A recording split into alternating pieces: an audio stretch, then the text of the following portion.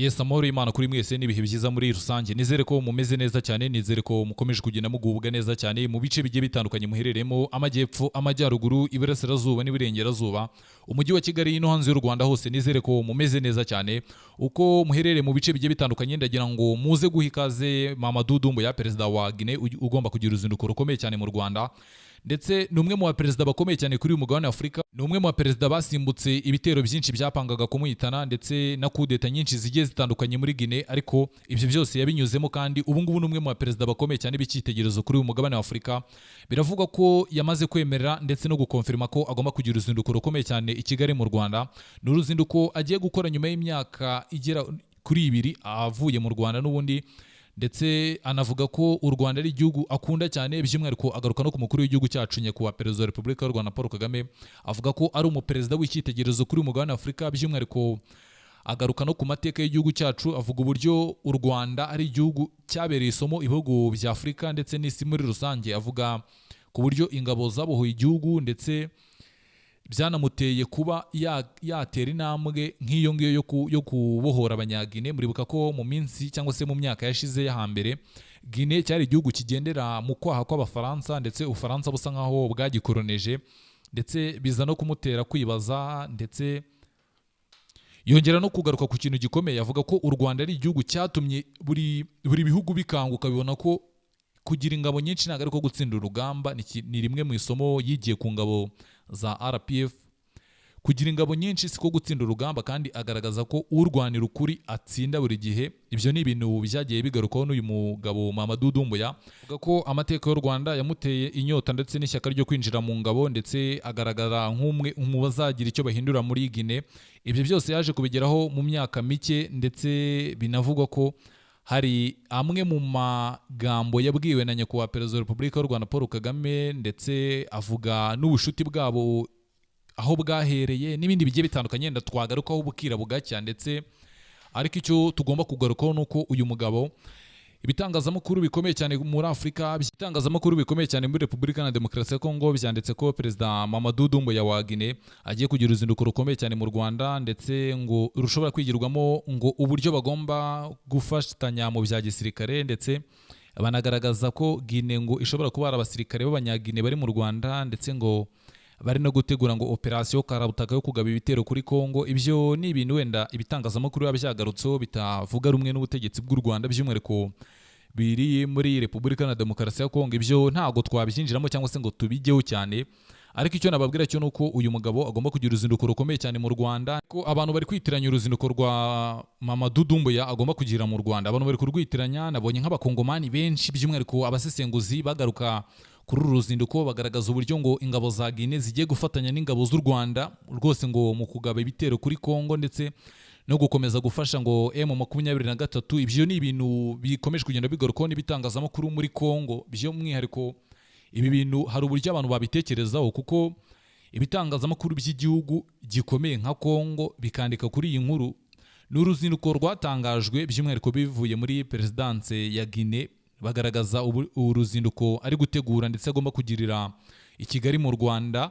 Abakongomani bo iyo babisesengura cyangwa se iyo babiganira, bo bavuga ko uruzinduko ngo rugamije kurebera hamwe uburyo Guinée yafasha u Rwanda, ndetse ngo nyakubahwa perezida wa Repubulika y'u Rwanda Paul Kagame ngo ari gukusanya ibihugu bya Afurika ngo bimuhe inkunga mu bya gisirikare, ngo ni nyuma y'uko M23 ngo imaze gucika intege, ndetse ngiri no kurushwa intege mu bice bigiye bitandukanye iri kurwaniramo. Ibyo byose ni ibintu bikomeje kugenda bigarukaho, ndetse byanditse ko mu minsi yashize ngo nyakubahwa perezida wa Repubulika y'u Rwanda Paul Kagame ngo yagerageje gusaba inkunga ya gisirikare ngo Burkina Faso, ndetse n'ibindi bigiye bitandukanye. Ibyo byose ni ibintu biba bigenda bigarukaho n'abakongomani, ariko abanyarwanda turabizi ko ibyo bintu ni ibihuha biri aho ngaho by'icyuka, nyine biri aho ngaho, wenda abantu tutaza ngo twizere cyangwa se tubihe umwanya wacu, ariko tuba tugomba kubirwanya cyangwa se gutanga ukuri, kuko ni bimwe mu bintu bisa nkaho bigaragara nabi. Kuko hari kimwe mu bintu maze iminsi mbona, sinzi niba muzanyemerera kugendera muri uwo murongo, kuko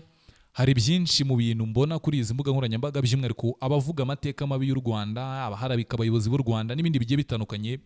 Sinzi niba mwazanyemerera natwe tukajya tubasubiza tukabaha ukuri, kuko ibintu biba bikomeye iyo umuntu akwataka, yataka igihugu cyawe, ndetse ukamureka, hari igihe abona ko ushobora kuba nta bwenge ufite cyangwa se ushobora kuba uri injiji mu magambo make, ariko hari igihe niba ngombwa tuzajya tubasubiza ndetse ibyo banditse natwe tukagira ibyo tubandikira cyangwa se ibyo tubabwira cyangwa se tunabasobanurira. Ariko mbere na mbere twe icyo dushyira imbere kuri iyi cano ndetse n'abanyarwanda muri rusange ni ukugendera mu mirongo migari y'igihugu ndetse n'amahame akwiriye umunyarwanda ubereye u Rwanda. Gukunda igihugu, burya abanyarwanda hari kimwe mu bintu dukwiriye kuba twamenya. Ijambo gukunda igihugu ni ijambo rikomeye cyane, ni ijambo umuntu akwiriye kumenya akiri muto ndetse kugeza ashaje, kuko hari benshi mbona kuri izi mbuga nkoranyambaga by'umwihariko bagaruka ku biganiro bigiye bitandukanye usanga birwarabika u Rwanda. Nk'ubu nabonye hari umugabo uri mu Bufaransa wagarutse kuri uruzinduko rwa Mamadou Doumbouya yavuga uburyo ngo u Rwanda rwatangiye kugenda rusaba inkunga mu bya gisirikare. Ubwo urumva ko barasa nkaho bahuriza hamwe Repubulika ya Demokarasi ya Kongo n'abatavuga rumwe n'ubutegetsi bw'u Rwanda. Sinzi izi nkuru niba bazandikira ahantu hamwe, niba baziganira ahantu hamwe, ariko ubona ko ni inkuru zijya gusa, inkuru z'abatavuga rumwe n'ubutegetsi bw'u Rwanda ndetse n'inkuru zandikwa na Repubulika ya Demokarasi ya Kongo. Ubwo ndavuga ibitangazamakuru byaho, ubona ko ni inkuru nyine zijya gusa, zifite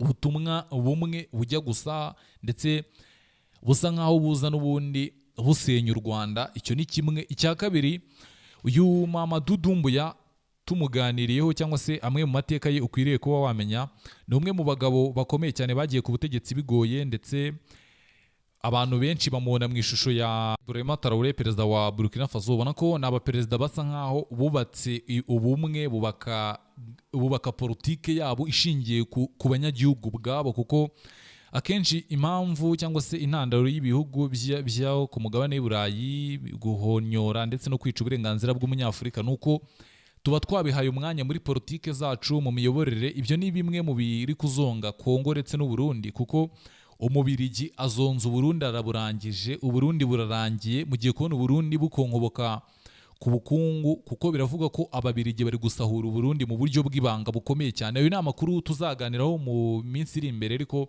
reka twiganire kuri ibi ngibi. Ni umwe mu baperezida banza agasuzuguro ibihugu by'amahanga bisuzugura umunyafurika, kuko umunyafurika murabizi ko araby'inyagazwa, arahonyorwa, ndetse bamwe bamufata nk'umuntu ukwiriye kuba yavunika, umuntu ukwiriye kuba yayoborwa, umuntu udafite ubwenge n'uburenganzira bwo kwiyobora n'ibindi bigiye bitandukanye, bituma bamwe mu bakomeye ndetse mu banagerageje guhaguruka bakavugira Afurika, harimo nyakubahwa perezida wa Repubulika y'u Rwanda Paul Kagame, hakaza uyu mugabo Mamadou Doumbouya, hakaza Simi Goïta wa Mali, hakaza na perezida wa Burkina Faso Ibrahima Traoré. Abo ni bamwe mu bayobozi bafashe icyerekezo cyo kuvuga ngo umugabane wa Afurika, umugabane wacu, umugabane dutuyeho ureke gusahurwa, kuko bamaze kuvumbura ibanga yuko uyu mugabane wa Afurika ufite 55% by'amabuye y'agaciro ndetse n'ubutunzi bw'isi muri rusange, ndetse biza no kugaragara ko ibihugu by'amahanga by'umwihariko byo ku mugabane w'i Burayi birimo za Leta Zunze Ubumwe za Amerika, Abafaransa, Abarusiya n'ibindi bigiye bitandukanye, bagiye bigabanya uyu mugabane wa Afurika. Bamwe bafata igice cy'uburasirazuba, abandi bafata uburengerazuba, abandi bafata munsi y'ubutayu bwa Sahara n'andi yagiye atandukanye kuri uyu mugabane wa Afurika, basa nkaho bahigabanye. Ariko bimwe mu bihugu byamaze kwisobanukirwa ndetse binashaka uburenganzira bwabyo byigenga, birimo Guinea, bikazamo Burkina Faso na Mali n'ibindi bihugu bike biri aho ngaho. Ubona ko byo byamaze gufata umurongo ndetse binirukana burundu iyi miryango mpuzamahanga by'umwihariko izana inkunga, ndetse akenshi harimo iy'ubuzima, ubukungu, umutekano n'ibindi bigiye bitandukanye. Iyo yose bafashe umwanzuro wo kuyirukana mu bihugu byabo, baravuga bati uwo tuzakenera tuzamuhamagara.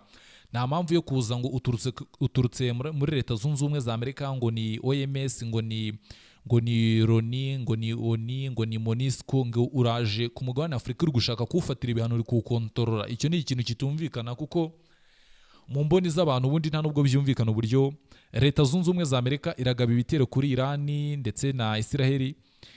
Ukraine n'Uburusiya barafatana mu mashati, barwane rwose, barasane imyaka n'iyindi, ubukungu bw'isi buhungabane. Leta y'u Burundi na Leta y'u Rwanda, ubwo twakongera na Leta ya Kongo n'ibindi bihugu bigiye bitandukanye, ibihano bikaba byinshi.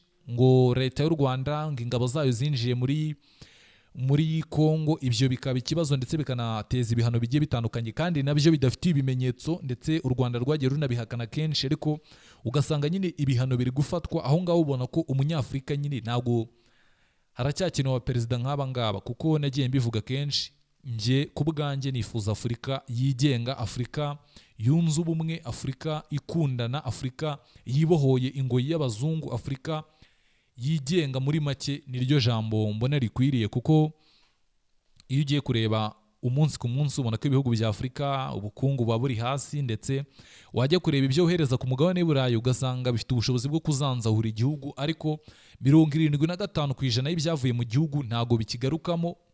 Nka Repubulika Iharanira Demokarasi ya Kongo icukura amabuye y'agaciro menshi cyane rwose, bivuga ko iri no mu bihugu bya mbere ku isi bicukura amabuye y'agaciro menshi, ariko iyo ugiye kureba ngo ese amabuye bacukura ndetse n'ibibagarukira inyungu ni izihe, usanga Repubulika Iharanira Demokarasi ya Kongo ikorera mu bihombo byinshi, by'umwihariko ibihugu byinshi ku isi biri kuyisahura mu buryo bumwe cyangwa se ubundi, byitwaje intambara ngo iri muri Kongo, abandi bakitwaza kuba Repubulika Iharanira Demokarasi ya Kongo bagiye kuyisapotinga no kuyiha umusada mu bya gisirikare, kuko muribuka nk'ibi bihugu bya Guinea ni ibihugu biba byaragiye bihura n'ibizazane byinshi, umuzungu akaza yitwaje imitwe y'iterabwoba biri muri Guinea akababwira ko agiye kubasapotinga ndetse no kubafasha guhabya ibyo byihebe, ariko yamara kuhagera ahubwo agafatanya na bya byihebe gusahura igihugu. Ibyo nibyo byatumye bahumuka amaso, babona ko rwose utitonze cyane ibihugu byo ku mugabane w'Uburayi byasiga ubukungu bw'igihugu bibunyunyuje, ndetse n'imitungo kamere y'igihugu bakayinyunyuza, kuko